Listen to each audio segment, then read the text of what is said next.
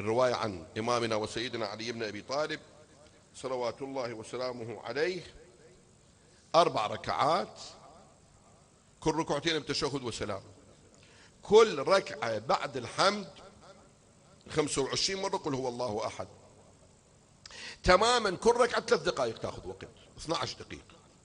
شي يصير؟ شوفوا إخواني، يوم القيامة احنا عندنا 50 منزل، كل منزل 1000 سنة، كان مقداره 50,000 سنة هذا اليوم. اللهم ارحمنا.